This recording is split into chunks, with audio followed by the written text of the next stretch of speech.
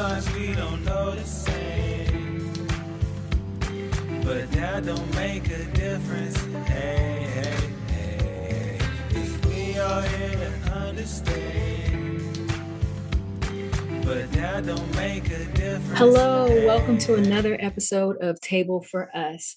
Pull up a chair, have a seat at the table. But before we dive into today's episode, I first want to give glory to God because I know He is the Alpha and Omega in my life. He is who I wouldn't be able to do any of the things that I do today without Him. So I have to give all glory to God today. And I hope that you guys are having a blessed day. All right. So today, we're going to have story time. So, this episode is actually going to be talking about my life being raised by a teen mom. So, when I was born, my mother was 15 years old when I was born, and then she turned 16 years old shortly after I was born. My mother was amazing. Up until I was about 8 years old, I was the only child, or probably I was actually probably almost 9 years old before my mom had my twin sisters. But that time when it was just her and I, it was almost like having an instant best friend because my mother was more like a big sister than a mom to me.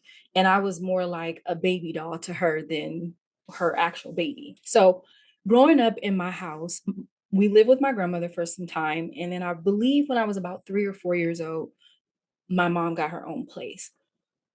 So when I was growing up, I would hear my mom and my uncles calling my grandmother mom. I never knew any other name for her. So, of course, I called her mom. The same goes with my grandfather. Up until I was about 3.5, 4 years old, before he went away to prison, he was dad. So, mom and dad. So, that was my mom and dad. And then my actual mother, I believe when I was little, it was mommy, then it transitioned to mama. But my grandmother was always mom to me. And she actually raised me as her as if I was her daughter. I knew she was my grandmother. She knew I was her grandchild, but it was just a different relationship. And that's going to be a whole nother episode when I talk about how grandparents are today versus how they were when I was growing up. So, from what I can remember, my mother, she went to school as a cosmetologist. She finished all of her hours and she never got her state board certification, but she did hair. She always kept my hair on point, and I think that's where I get a lot of like my skills and so forth, the natural skills that I have to do hair, which has also been passed down to my sisters and my daughter. My daughter right now, my youngest daughter, is a licensed cosmetologist. She has her own business, her own salon. I'm so very proud of her. So my mother would always do my hair, always made sure I was popping, okay, for the first day of school. Now, back then, I had a California curl. So you got California curl, you got Jerry curl, you got S curl. There's so many different type of curls. So this California curl, now don't give me the line. I really don't understand the difference between all of them, but I do remember the process and the steps of my mother basically putting this white substance, which was the chemicals to curl my hair. Then she would roll them with these bone rollers, right? With like a little bit of paper or something first and then roll it up. I would have to sit with that under with a cap on my head under the dryer for some time. And then after that, she would put, I believe it was some neutralizer or something that she used to put on my hair. And then she would wash that out and then she would take the rollers out. Now, my hair would be popping. Okay. Let me tell you, them curls was popping. But what I hated was the smell. If anybody knows anything about Jerry curls, California curls, or anything of the sort, there is this smell that lingers for a few days, right? So she literally would do my hair the day before school, maybe 2 days before school. I want to say it was a day before because she wanted my curls to be fresh. So of course I'm getting on the school bus and everybody's like, "What's that smell? What's that smell?" And it was me. It was my hair, right?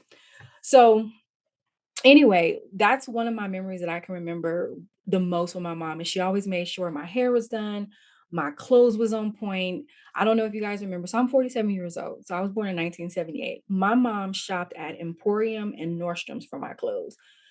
And Emporium's back then was like Bloomingdale's in a sense, right? So I had label clothes and everything. It's probably why I am the way I am now with my children. And she tell me I'm high maintenance, but she the one started it. So it was she had my clothes on point, my hair was on point. She was always taking pictures of me. I have all these pictures from when I was growing up, which I couldn't stand that she would always have the camera in my face. But when I became a mom, now I see where I get it from. I was always taking my children to the portrait studio, or now that you have camera phones, it's like, come here, smile. Jeez, don't smile like that. So she would practice with me before picture day, and she would say, okay, how are you going to smile? And I'd be like, she'd be like, no, don't smile like that. And put me in front of a mirror. This would be like a ritual, like every school year, right? I remember that. I also remember my mom, like when I say she was like an instant best friend, she would always play with me. I was the only child. So I had every toy imaginable. She would take me to, what was it? Toys R Us, and then there was this other store, was like this high-end toy store. I can't remember, but I had every toy possible, right? When I was a little girl. I remember birthday parties. My mom would, not birthday parties at our house, but she would make a big deal of birthday parties when at school, basically. So she would show up to my school, and she didn't have a car then. I don't believe she got her license until she was probably like 30 something. So she would actually get on the bus, and where my school was located, it was about a good two, I want to say two, maybe three bus rides to get to the school that I went to. So I got bused to the school that was off in, oh God, I can't even remember the name, the neighborhood, but it was quite a few of us because I grew up in the Geneva Towers in San Francisco, moved to the buildings when I was 3, and we lived there until the buildings basically got torn down. So half of us went to an elementary school called Alvarado, where we'd actually catch the school bus, and the other half of us went to a school that was walking distance. I got bused to Alvarado. So we would get on the school bus, and it would take us. So my mom would catch the public transportation. I want to say it was two, definitely two buses, might have been three, with a cake and balloons and party bags and all this stuff. And she would come to my school, and she would have this party at my school. And seeing my mom come to my school for my birthdays and just going all out, she would always make me this strawberry shortcake. Like, she would actually bake my cakes, and I loved them. Strawberry shortcake, or strawberry cake rather, I should say, was my favorite growing up. And it was one of the best memories that I can remember. Now, keep in mind, this was kindergarten, first grade. So my mom was like 17, 18, 19, just going out her way, making sure that I had the best birthdays. I remember Halloween, she always made sure I had a costume. And back then, let me tell you, the costumes was cheaply made, but they were expensive. So we basically had these plastic costumes. So you have, and I remember being, actually, Strawberry Shortcake was actually my favorite character back then. I remember being Strawberry Shortcake. I remember being Wonder Woman. So you had this plastic, like, dress or something you would put on, and then you would have this plastic mask, right, that had holes like right there, and then a little hole for your mouth. That was our costumes back then. But my mom always made sure I had a new costume every year. She always made sure I had everything that I could possibly want as a child. Hi, I'm Nicolette Royal, and I am the owner of NRO Company. So that is Nicolette Royal Original Company. That is what that stands for, NRO Company for short. And it is a print business. And I actually started this business. It's actually, oh my goodness, it's about to be 6 years that I started this business. I started this business with a dream. My grandmother used to teach me how to sew when I was little, and I went to a sewing class one time. My best friend had invited me to a sewing class at her, she's in the mosque, and they were having a class, and she invited me to come. And I had forgot how to sew, but in that class, what were we doing? We were working on a tote bag, and I was so amazed by the hands-on and everything, but it was almost like riding a bike, that everything that I remember my grandmother taught me just came flooding back in. So my children bought me this cute little, oh gosh, I don't have it here, but it was this cute little sewing machine. I named her Tabitha. And I just started using that and was like, I'm going to start making tote bags. I'm going to sell these tote bags. And eventually I got a bigger sewing machine, a working horse sewing machine. And what happened? The pandemic happened. So my shift from making tote bags shifted to actually making face masks. And I made a lot of money during that time. And then I ended up getting a cry cut machine. And that cry cut machine allowed me to customize these face masks. I would have a lot of people, once things start opening up, those face masks started becoming party favors for different people. And then I started doing t-shirts, And most of the t-shirts that I would do would be custom orders. So I would have people saying, "Hey, can you?" Because a lot of people started their own business. So they would say, "Hey, can you put my business logo on this shirt," or so forth. So I would do a lot of those, or I would have people coming to me, they would have parties and they wanted something special on the shirt. Or it might have been, I started doing bonnets, which actually that took me so much time because I would actually hand make the bonnets, go get the fabric, cut it out, sew it, do all that good stuff, and then put whatever the person wanted on there. But it was so time consuming that I just couldn't do it anymore. My children used to help me initially with a lot of things, but as they start getting older, they started getting busy with their own things. So I had to figure out a way to keep my print business going without burning myself out. So I end up meeting or running across this young lady's page named Bougie Barbie on Instagram. She's actually, I believe she's retiring from digital products coming up soon. But I was able to get a couple of her courses and learn how to do print on demand. And basically, what that was, I would sit there and design. So I used to go to Academy of Art College. So designing things and arts and all that was always a thing of mine. It was never something I wanted to go into full time, but it was just a gift that I had. So I started designing different things using Canva, and then through her, she introduced me to Printify. So I would then take my designs, put them on shirts, hoodies, bags, or whatever. And then I created an Etsy store. So all of my products are on Etsy. I will have my Etsy shop link below, and you can purchase whatever you want to purchase from my Etsy shop. Or if you're interested in starting your own print on demand business, I do have an ebook and I will list my stand store link at the bottom so that you can be able to start your own print on demand business. It's very easy to do. And if you're not that creative with designs, there's all this AI technology out there. If you have an idea in your head and you just don't know how to actually put it into a design, you can tell like AI and it'll do it for you. So I am Nicolette Royal, owner of NRO Company. You can reach me at 702-969-3605. You can text the word print and I'll send you the link, or you can go to my Etsy store. You can also follow me on Instagram at NRO Company. So thank you guys. What happened was where things basically changed. My mom, because she had me at a young age, I feel like she never actually got to enjoy her teenage years, her early 20s, because she became a mom so early on. So my mom, I remember my mom wanting to go out, and I believe it was like her 19th or 20th birthday, and she wanted to go out, and she was leaving me with, I believe, either my grandmother or my grandfather, one of them. I don't know. All I remember is being thrown on a countertop and water being splashed in my eyes, and my mom being mad that she couldn't go out. And I believe it might have been her birthday. I didn't do this on purpose, but I was in her purse because that's what children do. We're always snooping, touching things we're not supposed to be touching. And she had dog mace on her keychain. And I sprayed it, not knowing that the nozzle was pointed towards me. So it got into my eyes.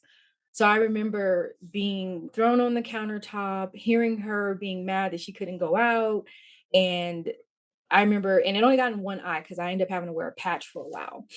But whenever I would get sick, although it ruined her plans to go out, my mom would nurse me back to health. She was a huge nurturer. And I think that's where I get a lot of my nurturing from and wanting to be the nurse. My mom actually, she went to nursing school. So let's jump into that. So we talking cosmetology, nursing. She actually was certified as a, I believe in LVN, I want to say. So that was just a natural thing for her wanting to be a nurturer and take care of. One thing that I do remember is not really being able to go to my mom. So at a point, my mom transitioned. There was a lot of things that happened in the 80s. As if you don't know, in the 80s, there was a huge drug epidemic that happened. And my mom was one of those ones that was affected. And but before that, there were some traumatizing things that basically happened to my mom. And I won't go into her story that much about what happened, but there were some things that basically happened that led to her pretty much getting on drugs to deal with and cope with the things that had happened to her. So at this point, I'm about 9 years old, and she was still maintaining and making sure that I had everything I needed and the house was good and taken care of. My sisters were born. I have twin sisters, so we're I want to say 8.5 or 9 years apart, something like that. I can't remember.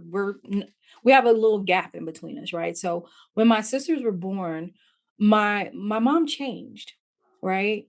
There was the drugs and then alcohol and kind of partying. And I think it was a lot of that was just from becoming a mom at a young age, that the responsibility of having to take care of now not just one child, but now you have three.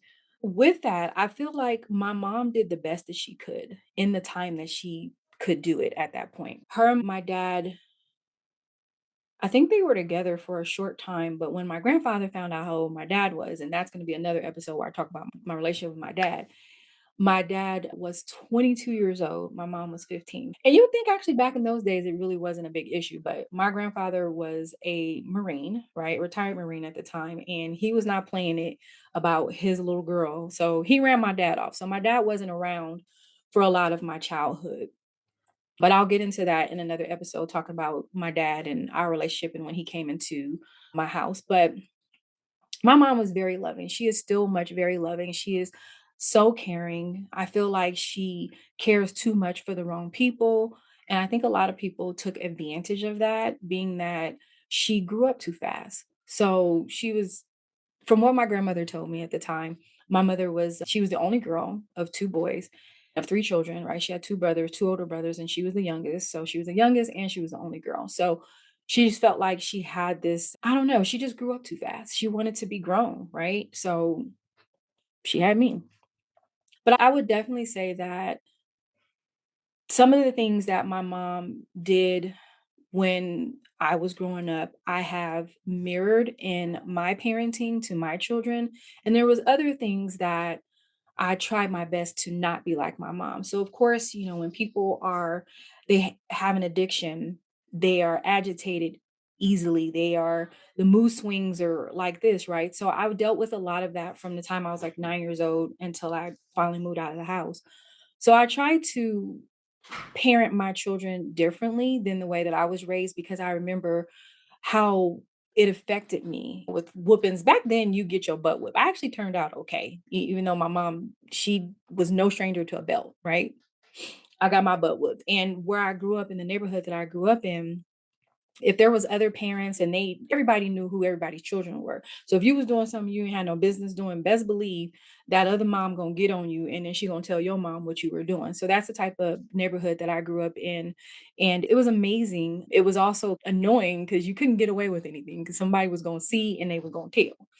So my mom, she really did the best that she could. And I feel like I owe a lot to her and to my grandmother for the person that I am today, as well as my godmom. When I became a teenager, my godmom came into the picture and basically took over where my grandmother left off, because my grandmother passed away when I was 15.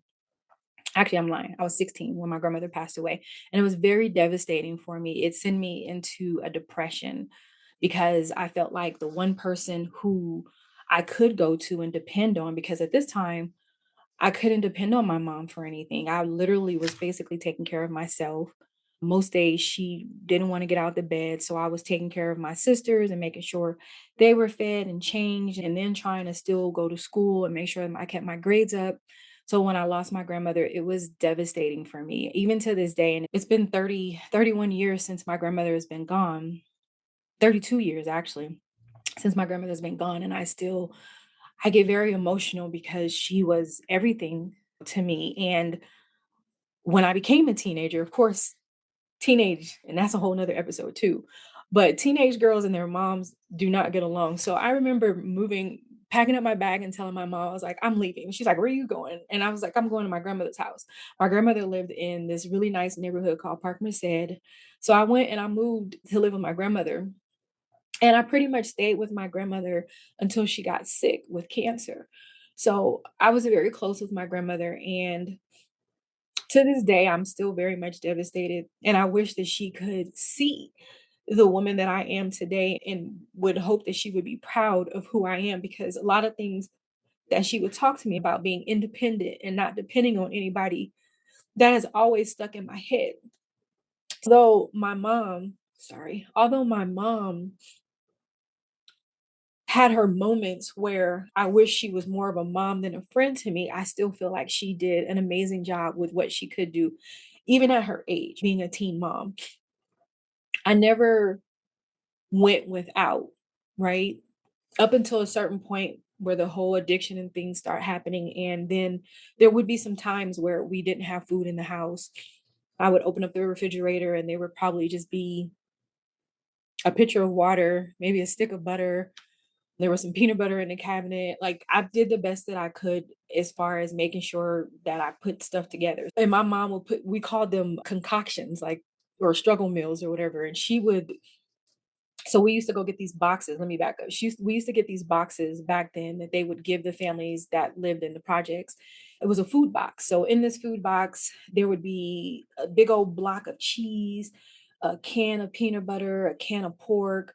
Oh my God, these god awful powder eggs. What else would be in the box? Beans, powdered milk, which let me tell you, that powdered milk, they would say, oh, you can make your cereal with this. We had a cat that would come on our balcony because we lived on the lower level of the Geneva Towers, and this stray cat would come on our balcony. And one time I tried to get that cat some of this powdered milk, it sniffed it and it ran off. So the fact that the cat wouldn't drink it, but y'all giving it to us to eat cereal with was crazy, right? But so with these boxes was crazy, right? So we would that cheese would last us a long time. My mom would, and I think there was some pasta in there too. Oh, and some tuna. So I remember my mom like putting together like homemade tuna casserole and melting cheese on it. We would make grilled cheese. Like we would, and that usually would be in the beginning of the month. So towards the end of the month, there wouldn't be any food.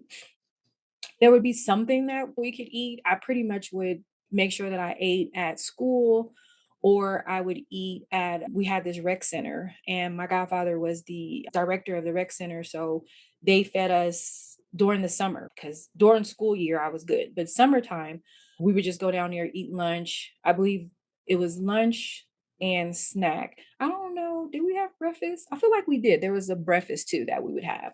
So usually it'd be like some juice and a muffin or something in the morning.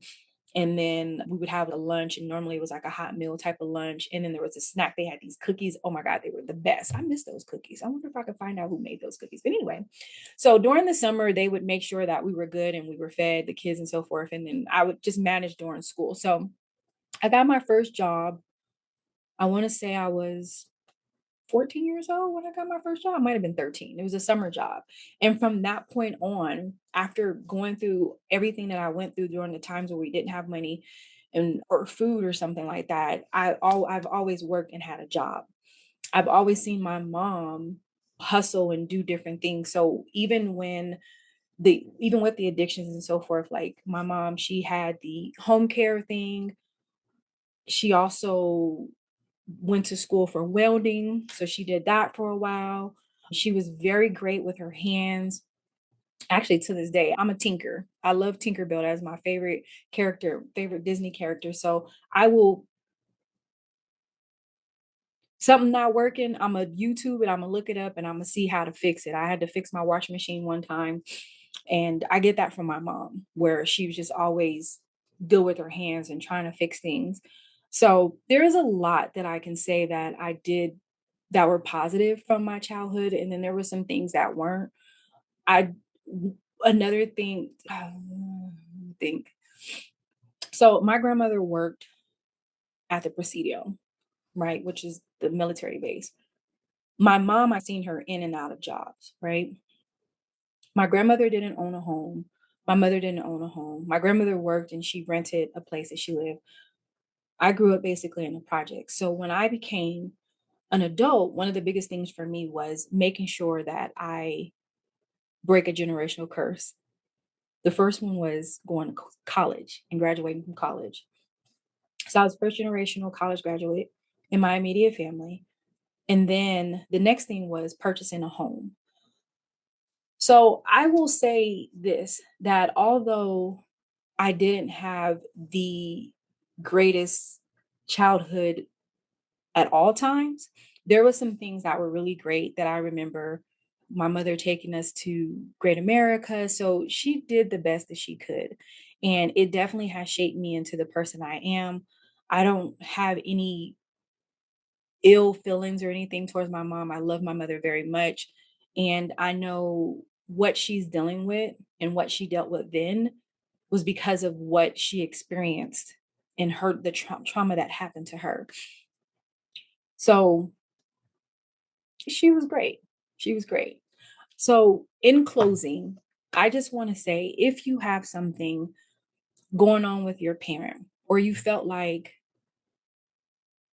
they could have did a better job in raising you, if you're not a parent yourself, try not to be so hard on them and be judgmental because you don't understand what it is that they were going through, the sacrifices they made, the struggles that they endured, or anything that they might have experienced from their childhood, right? So, when I say she did the best that she could and knowing everything that she went through at a young age, I'm very proud of my mother.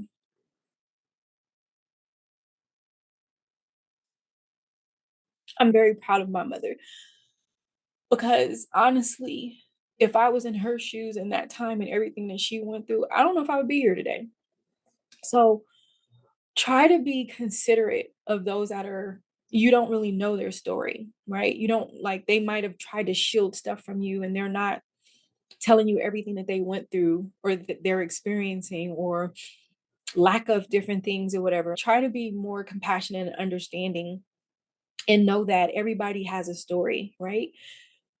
And don't be so quick to be judgmental on what it is that they're doing. Being a parent is not easy. Even if you had the best example of a parent and they showed you everything that there's the way to be a parent, it's still not easy. I remember when my son was born, I actually read a book that they gave me at the doctor's office on how to be a parent. And it was this white baby that was on the front, cute little white baby. But I'm reading this book, and in my mind, I was like, this is foreign to me. This is like a foreign language based on the way that I grew up. This was for some suburban type of families or whatever. So I feel like it's a self-taught experience almost in being a parent. Like you can have some examples, but honestly, until you become a parent, you're going to experience it the way that you're going to experience because it's your story, right? Just like how we all have different fingerprints, right? None of us are alike, even twins, identical twins, they each have their own fingerprint. So we're going to feel different. We're going to experience things differently. We're going to move differently based on whatever it is we're going through. So I will definitely say just give people grace. You know, parents, rather, I should say, give your parents grace. Love your parents while they're here, even if they do something or say something you don't agree with, still love your parent and try to be understanding and look at things from their perspective. My mother is still alive. She keeps a distance from myself and my siblings, but she's still alive. I have forgiven her for so many things because I finally get it as a parent myself that she did the best that she could. My father is no longer here, so this is why I'm saying love your parents. Try to check in on them, try to spend time with them because once they're gone. So yeah, that's just my story of being raised by a teen mom. Again, I turned out okay.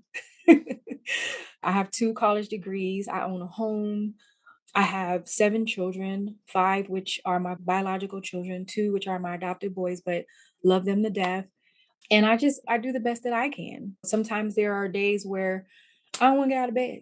There are days I just wanna lock myself in a room because I don't wanna be mom. Yeah, just check in on people who are parents, especially moms, because we carry a lot on our shoulders, and we don't always talk about it with other people. And I just want to say, mommy, if you watch this, I love you and I'm very proud of you because you did the best that you could and I turned out okay. You did good with me. And most importantly, I know nobody is perfect, right? So don't expect your parent to get it right and do it right each and every time, okay? So I just want to say thank you guys for tuning in and pulling up a table, pulling up a chair to the table today. This is a touchy, emotional subject for me, but I wanted to get my story out there because it might help a current parent or it might help a child and their parents. So I hope you have some type of takeaway from this. You guys stay blessed and have a wonderful week.